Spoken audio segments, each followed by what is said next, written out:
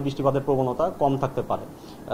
তবে এর ফলে আশা করা যাচ্ছে যে আগামী 24 ঘন্টা পর্যন্ত বর্তমানে যে আমাদের দেশের পূর্বাঞ্চলীয় বিভিন্ন জেলার যে নদ নদীর পানি সমতল হ্রাস পাচ্ছে সেটি অব্যাহত থাকতে পারে এবং এর ফলে আগামী 24 ঘন্টা পর্যন্ত বন্যা পরিস্থিতির উন্নতির ধারা অব্যাহত থাকতে পারে। আরও কিছু পয়েন্টে পানি বিপদসীমার নিচে নেমে আসতে পারে এবং কিছু কিছু জায়গায় বন্যা পরিস্থিতি স্বাভাবিক হয়ে আসতে পারে। ভারতের সাথে বর্তমানে আমাদের যে পানি তথ্য বিনিময় হচ্ছে এবং এছাড়াও বিভিন্ন যাদের ওয়েবসাইট থেকে যেসব তথ্য জানা গেছে তাদের সবগুলো পয়েন্টই দেখা গেছে যে পানি হ্রাস পাচ্ছে।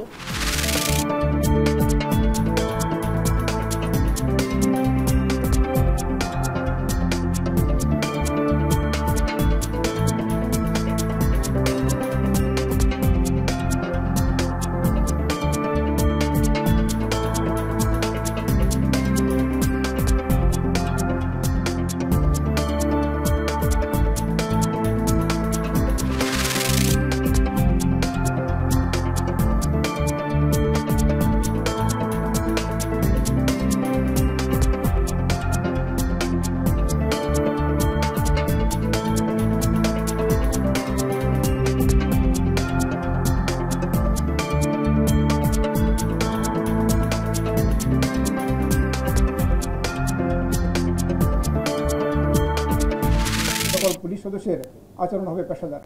পুলিশের কাজ আপনারা জানেন আইন এবং বিধি দ্বারা নিয়ন্ত্রিত। তো কাজেই এখানে কোনো কোন স্থান থেকে আসছেন বা কোন এলাকা থেকে আসছেন এটি আমাদের কাছে বিবেচনা। আমরা এটি সুন্দর পুলিশ বাহিনী গড়তে চাই যারা পেশাদারিত্বের সাথে দায়িত্ব পালন করবে। তো এটা আপনাদের সাপোর্ট চাই আমরা, যাতে করে আপনার এই যে পুলিশ যারা এই পুলিশি সেবাটা দিচ্ছেন তারা যেন আপনাদের সাপোর্ট নিয়ে কাজটা করতে পারে।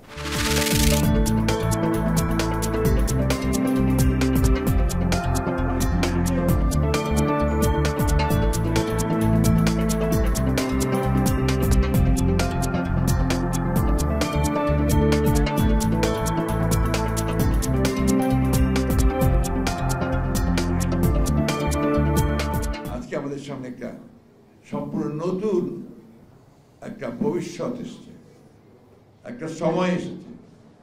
আমাদের মাঝে একটা বিপ্লবের পরে মানুষের মধ্যে একটা নতুন আশা সঞ্চারিত হয়েছে যে আমরা অতীতের সমস্ত জঞ্জালগুলোকে দূরে ফেলে দিয়ে নতুন করে আমাদের দেশকে তৈরি করব।